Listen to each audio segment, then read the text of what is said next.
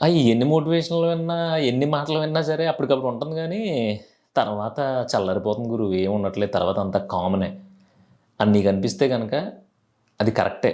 ఇప్పుడు ఏదైనా విన్న తర్వాత అది కంటిన్యూయస్‌గా క్యారీ చెయ్యాలి ఆ మోటివేషన్‌ని. కంటిన్యూయస్‌గా మనలో ఉండే ఆ ఫైర్‌ని ముందుకు తీసుకెళ్ళాలంటే అది చాలా చాలా టఫ్ టాస్క్. ఎవరికంటే దున్నపోతుల్లా తినేసి ఇంకా కావాలి, ఇంకా బావుంది, ఇంకా టేస్టీగా ఉందని జెప్పి దొరికినయన్నీ లోపలేసేస్తూ ఉంటే, ఫస్ట్ ఫిజికల్‌గా నువ్వు పైకి ఏదో చేసేయాలని నీకనిపించినా సరే, నీ బాడీ లోపలుండే ప్రతి అవయవం చల్లబడిపోద్ది. రిలాక్స్ అయిపోద్ది. ఎందుకంటే ఆటిలికి కావాల్సిందే ఆటిలికి పెట్టేసావు. కావాల్సిన దానికంటే ఒక 10 ముద్దలు ఎక్కువ లోపలికేసేసావు. ఇప్పుడు ఆటిలి పనంతా అరిగించటం కోసం, టేస్ట్ అదిరిపోయిందని ఎంజాయ్ చేయడం కోసం, ఆ తిన్నదాన్ని అరిగించి కొవ్వుగా మార్చి ఎక్కడెక్కడ సర్దాలి, ఈడికి కావాల్సిన దానికంటే ఎక్కువ తినేసాడు. ఇప్పుడు ఏ మూలన సర్దాలి, ఎక్కడెక్కడ అడ్జస్ట్ చేయాలని ఆటిలి పనులు అయి ఉంటాయి. పైకి మాత్రం నీ ఇమాజినేషన్‌లో నువ్వుంటావు. మనం ఏదోకటి పీకేయాలి, ఏదోకటి చేసేయాలి. అసలు ఏంటి సీరియస్‌నెస్ రావట్లేదు లైఫ్ మీద. ఎందుకు నాకు ఫైర్ ఎందుకు నాకు ఇలా అయిపోతున్నాను అని గింజేసుకుంటూ ఉంటారు. రాదు. నీకు సీరియస్‌నెస్ రావాలంటే, నీకింకా లోతైన ఆలోచన పుట్టాలంటే, నువ్వింకా డీప్‌గా ఎళ్ళాలంటే గనక, ఖచ్చితంగా నువ్వు ఆకలితో ఉండాలి. ఆకలితో ఉండమన్నాను కదా అని తినడం మానేయడం కాదు. కనీసం ఒక 20-30% నీ పొట్టలో గాని ఖాళీ ఉంటే, అది నిన్ను కుదురుగా కూర్చోనివ్వదు. లోపల ఎలకలు పరిగెట్టేస్తున్నాయి రారా గమ్మున తిందాం అన్నప్పుడు నువ్వు ఎంత యాక్టివ్‌గా చెప్తావు డైలాగ్ ఛీ బాబు ఏదో ఒకటిరా బాబు ఇది ఏదోటి తినేద్దాం పద. ఇంత యారగెంట్‌గా, ఇంత యాక్టివ్‌గా ఉంటావు. తినేసిన తర్వాత సర్లే కాసేపు కూర్చుందాంలే ఎక్కడన్నా బాబోయ్ కారం ఎక్కువ వేసాడే దాంట్లోన కొంచెం పడుకుందాం రా. ఇలాంటి డిస్కషన్లు మొదలవుతాయి. సో ఫస్ట్ నువ్వు ఆకలి అన్నప్పుడు రియాక్ట్ అయిన దానికి, తినేసిన తర్వాత రియాక్ట్ అయిన దానికి నువ్వే చెక్ చేసుకో. ఇప్పుడు కొత్తగా చెక్ చేయాల్సింది ఏం లేదు. గత కొన్ని రోజులుగా ఇలాంటివి నువ్వు చూసే ఉంటావు, ఇలాంటివి నీకు జరిగే ఉంటాయి. సో అంత రిలాక్సేషన్ వచ్చిన తర్వాత నువ్వు ఎంత ఆలోచిద్దామన్నా సరే, నువ్వు ఒప్పుకున్నా నీ మైండ్ ఒప్పుకోదు. ఎందుకంటే ఆల్రెడీ నువ్వు నీ మైండ్కి పని చెప్పేసావు. ఆ పని ఏంటంటే కుంభాలు లోపలికి వెళ్ళినాయి కదా, దాన్ని అరిగించాలి. ఎందుకంటే నీకు బాధ్యత లేకపోవచ్చు, దానికి బాధ్యత ఉంది, ఫిక్స్డ్ బాధ్యత ఉంది. అదేంటంటే దాని బాడీని అది కరెక్ట్గా మెయింటైన్ చేయాలి, కరెక్ట్గా హార్మోన్స్ రిలీజ్ చేయాలి, కరెక్ట్గా డైజెషన్ చేయాలి, ఏ పార్ట్కి ఎంతెంత ఎనర్జీ కావాలో అంతంత సప్లై చేయాలి. మిగిలిన దాన్ని అంతా కొవ్వుగా మార్చేసి ఏదో ఒక మూలన తోసేసి పందిలా తయారయ్యేలాగా దాని పని లేదో చూసుకోవాలి. అందుకని ఏం చెప్తున్నా అంటే తక్కువ తిను. ఇప్పుడు నువ్వు చేసే పని ఎంత, అసలు నువ్వేం ఉద్ధరిస్తున్నావు అని. నీకు స్వీట్ కావాలి, బిర్యానీ కావాలి, ఇదన్నీ అయిపోయిన తర్వాత మళ్ళీ ఇంకోటి ఏదో తినాలి, ఐస్ క్రీమ్ కావాలి, బర్గర్లు కావాలి. ఇవన్నీ కాకపోతే అట్లీస్ట్ లేస్ ప్యాకెట్ అయినా చేతిలో ఉండాలి.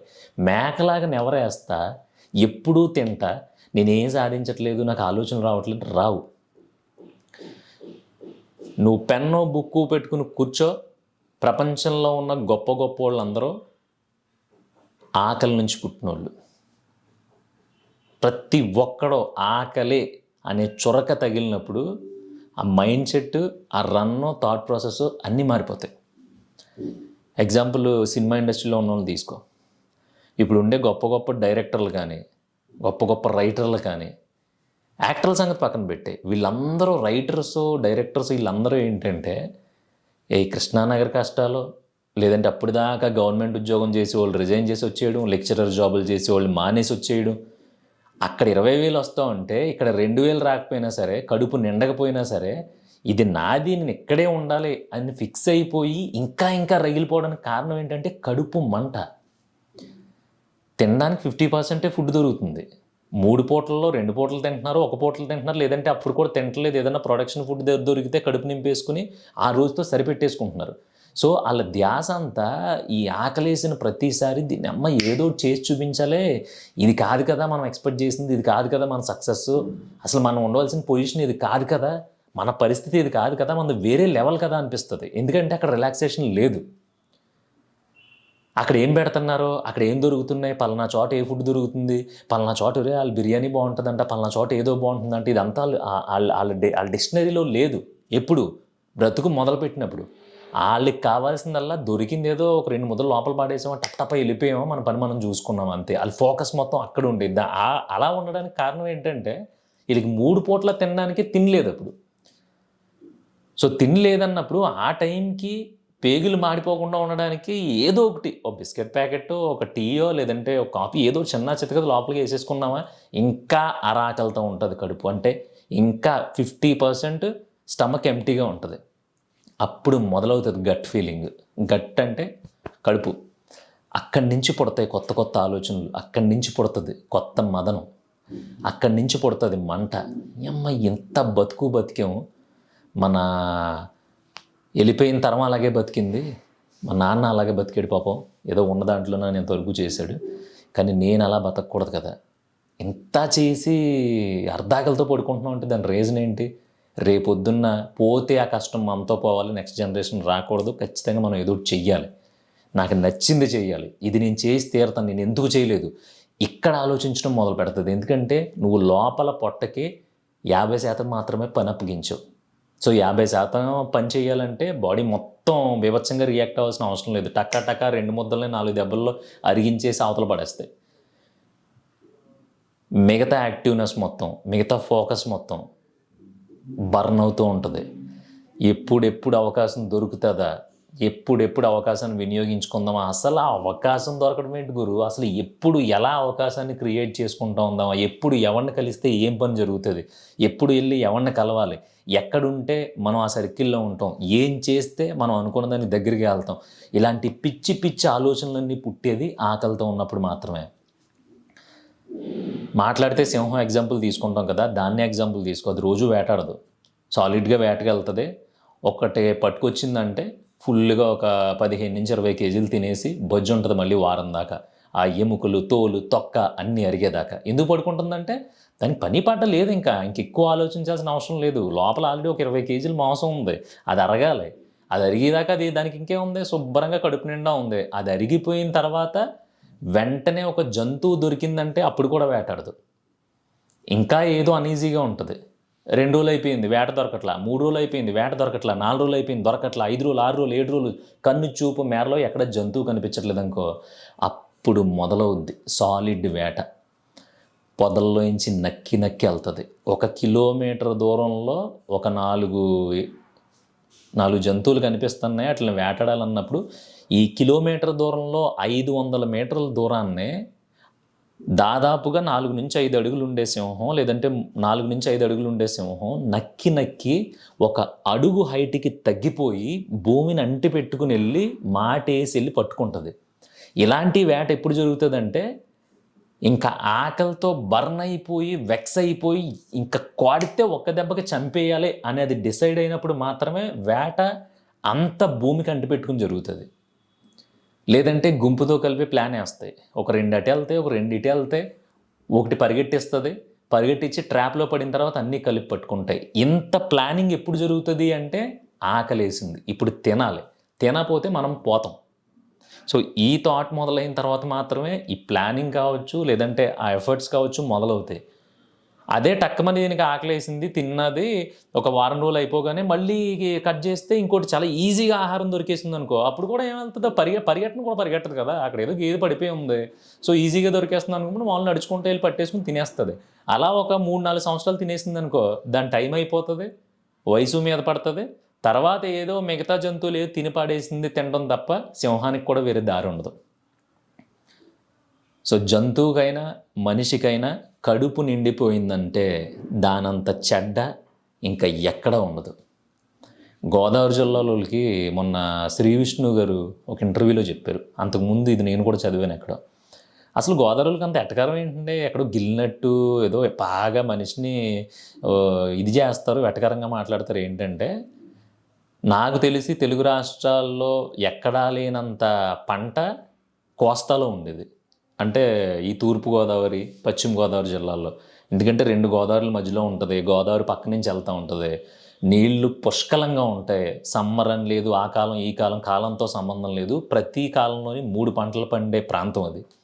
సో అక్కడ ఏమైంది, నీకు పంటలు పండుతున్నాయి, ఆ పంట అమ్ముకోగా ఎంతో కొంత డబ్బులు వస్తున్నాయి, అన్నిటికంటే ముఖ్యంగా నీకు తినడానికి లోటు లేదు.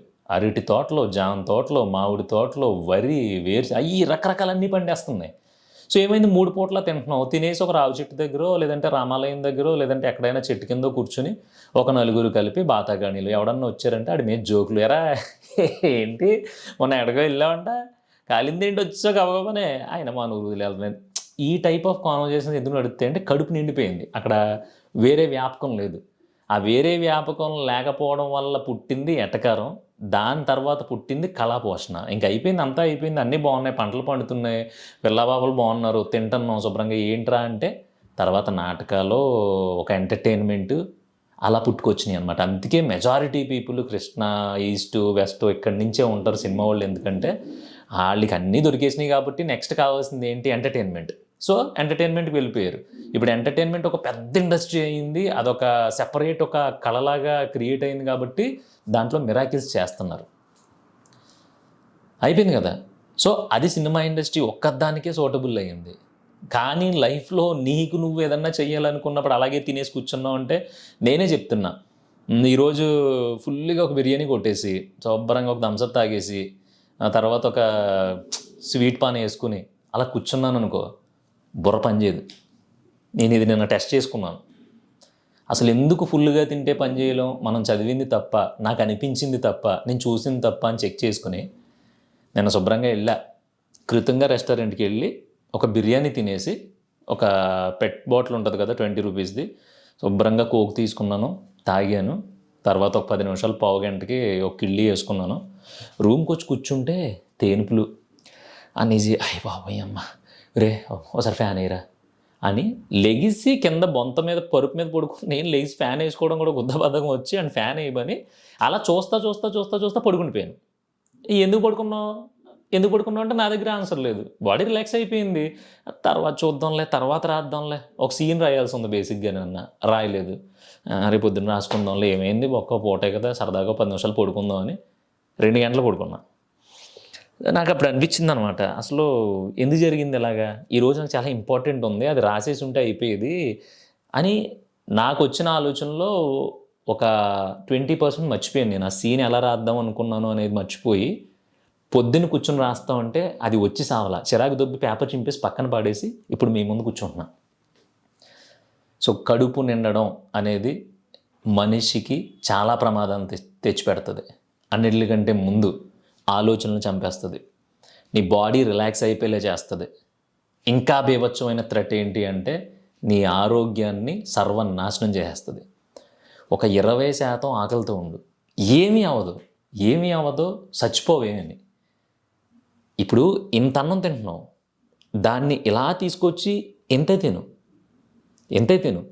ఇంత తిన్నప్పుడు ఈ ఏదైతే స్పేస్ మీ ఖాళీగా మిగిలిందో దానివల్ల నీ ఆర్గాన్స్, నీ బాడీ, నీ మెంటల్గా చాలా అంటే చాలా అలర్ట్గా ఉంటావు, విపరీతమైన అలర్ట్గా ఉంటావు. ఎందుకంటే నేను అది ఫాలో అవుతున్నా, పాస్ట్ 3 years నుంచి ఫాలో అవుతున్నా. అసలు నేను చెప్పేది కరెక్టే, నాకు ఒక్కడికి ఇలా అనిపిస్తుంది అని చెప్పి నిన్న బిర్యానీ టెస్ట్ చేసుకుంటే మైండ్ దొబ్బింది నాకు నిజంగా. సో నీ మీద నువ్వు ఒకసారి టెస్ట్ చేసుకోవాలనిపిస్తే రేపొద్దున్న నుంచి నువ్వు తినే దాంట్లో ఒక 15%, అంటే నువ్వు ఇంత తింటున్నావు అనుకో, దాంట్లో ఒక ఇంత తీసేసి సగం తిను, 50% తిను. అది కూడా స్పెషల్గా నైట్ నువ్వు 50% తిన్నావంటే తర్వాత రోజు మార్నింగ్కి నీ బాడీ బిహేవియర్ కానీ లేదంటే నీ మెంటల్ బిహేవియర్ కానీ నువ్వు చెక్ చేసుకో, ఒక 2 to 3 days చెక్ చేసుకో. నిజం చెప్తున్నా, నీకు ఏ తేడా కనిపించకపోతే నా మొహం కూడా చూడొద్దు నువ్వు ఇంకెప్పుడు. ఎంత లైట్ ఉంటావంటే నీకే అనిపిస్తుంది, కొంచెం కొత్తగా అనిపిస్తుంది, చాలా యాక్టివ్గా అనిపిస్తుంది. నీకు ఏదైనా ఒక ఆలోచన వచ్చినప్పుడు నీ బుర్ర ఆ ఆలోచనని పట్టుకోవడానికి ట్రై చేస్తుంది. లేదనుకో నీ ఆలోచన నీ స్పృహలో ఉన్నా కూడా నీ మైండ్ దాన్ని పట్టించుకోదు. సరే రే ఏంటి పరిస్థితి, ఇంకేంటి, ఇలా వెళ్ళిపోతుంది అనమాట. ఇది నేను చాలా సిన్సియర్గా చెప్తున్నాను. ఇది కనుక నువ్వు అలవాటు చేసుకోకపోతే ఆకలితో ఉండడం అనేది, ఇంకా బ్రతికున్నా మనం ఎలా అంటే కోమాలో ఉన్నాడు బ్రతికే ఉన్నాడురా కానీ చలనం ఉండదు అంటారు కదా, అలాగే మనం ఏదో బ్రతికేస్తాం అంతే తప్ప మనం అనుకున్న వాటి మీద మనం ఎప్పటికీ ఫోకస్ పెట్టలేం. ముఖ్యంగా ఈ స్కూల్కి పంపించే పిల్లల తల్లిదండ్రులు ఉంటారు కదా, వాళ్ళు పొద్దున్న టిఫిన్ కూరేసి ఇంతంత బాక్సులు పెట్టేసి నైట్ టైం ఆడికి రకరకాల ఫుడ్లు పెట్టేసి పిల్లోడు హెల్తీగా ఉండాలి, బంతిలా ఉండాలి, బాల్లో ఉండాలి, బొక్కేం కదా, ఏమీ కాదు. రోడ్డు పక్కన తిరిగే పిల్లలను చూడండి, వాళ్ళు పొద్దున్న టిఫిన్లు చేయరు, మధ్యాహ్నం సాలిడ్ లంచ్ ఉండదు, రాత్రి మాటలు మీలాగా బీభత్సమైన ఐటమ్స్ ఉండవు, ఏమీ ఉండవు. ఆడికి ఆకలి వేసినప్పుడు చాక్లెట్ బిస్కెట్ ఏది దొరికితే తిని పడదొబ్బుతాడు. ఆడి బాడీ దానికి తగ్గట్టుగా ఆ క్యాపబిలిటీని అది అన్నీ క్రియేట్ చేసుకుంటుంది. సో మీరు ఎప్పుడైతే ఇంత పెట్టేయడం మొదలెట్టారో ఆడికి పొట్ట వచ్చేసి పెరలు వచ్చేసి ఆడు మంచి నిజంగానే రబ్బర్ బాల్లో ఉంటాడు. ఆడికి రేపు పొద్దున ఒక 10 నిమిషాలు ఆకలేడు, ఏడ్చేస్తాడు, ప్రతి చిన్నదానికి జ్వరం వచ్చేస్తుంది, జలుబు చేసేస్తూ ఉంటుంది, ఇవన్నీ జరుగుతూ ఉంటాయి. అన్నీ జరగడానికి రీజన్ ఏంటంటే ఫుడ్. నువ్వు ఎప్పుడైతే ఎంత పెట్టాల్సింది ఇంతే పెట్టడం మొదలు పెడతావో బాడీ ఆ ఇంతతోనే మిరాకిల్ చేయడానికి ట్రై చేస్తుంది. బాడీలో వేస్ట్ అనేదాన్ని ఎక్కడా కూడా దరిచేరనివ్వదు. ఎందుకంటే ఎప్పుడూ సగం అర్ధాకలతో ఉంటున్నావు నువ్వు, ఇంకా బాడీలో వేస్ట్ ఎక్కడ క్రియేట్ అవుతుంది? దొరికిన కొవ్వుని దొరికినట్టు పీల్ చేసుకుని దాని పని అది 50% చేసుకుంటే ఇంకో 50% నీకు ఇస్తుంది, నీ ఆలోచనలకు ఇస్తుంది, నువ్వు పరిగెట్టడానికి సరిపడా ఆలోచనలు ఇస్తుంది. చాలా డీప్గా ఆలోచించి నిర్ణయాలు తీసుకోవడానికి నీకు కోఆపరేట్ చేస్తుంది. ఇది అల్లాటప్ప సబ్జెక్ట్ కాదు. ఎందుకంటే నేను ఈ సబ్జెక్ట్ వల్ల, నేను ఇది ఫాలో అవడం వల్ల నాకు తెలిసి ఒక 80% బెటర్ అయ్యాను. అందుకని నిజంగానే నీ ఆలోచనల మీద నువ్వు దృష్టి పెట్టాలనుకుంటే, నీ ఆలోచనల మీద నీకు ఫోకస్ కావాలనుకుంటే దయచేసి ఎంతో కొంత ఆకలితో ఉండు. 50% ఉంటావా, 30% ఉంటావా, 20% ఉంటావా, ఆకలితో మాత్రం ఉండు.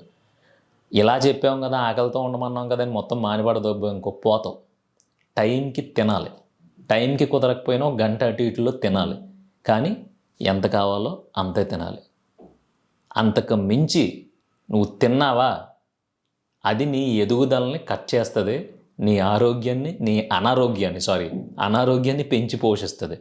ఇక్కడ ఉండే యాక్టర్స్ కానీ, పొలిటీషియన్స్ కానీ, గొప్ప గొప్ప స్టేజ్ల్లో ఉన్నోళ్ళు కానీ, సిఇఓలు కానీ, ప్రపంచ కుబేరులు కానీ, వీళ్ళందరూ పంచభక్ష పరమాణాల్లో తినరు, పందిలా తిని కూర్చోరు, ఒళ్ళు బలిసేలాగా లోపల వేసేయరు.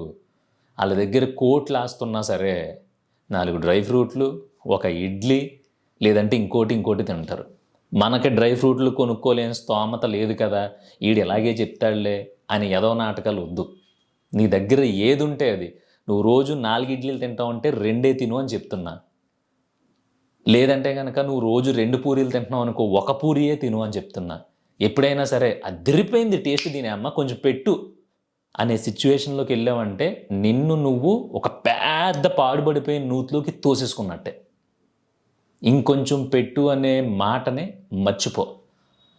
అది మన బతుకులకి శాపం లాంటిది. మరి కావాలని చెప్పి ఎవడో శాపాలు పెట్టించుకోడు కదా, అందుకని ఆ శాపాన్ని ఈ రోజుతో వదిలే.